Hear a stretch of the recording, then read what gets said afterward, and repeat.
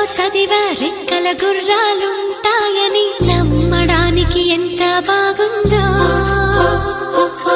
బాలమిత్ర కథలో చదివా పగడపు దీవులు ఉంటాయని నమ్మడానికి ఎంత బాగుందో.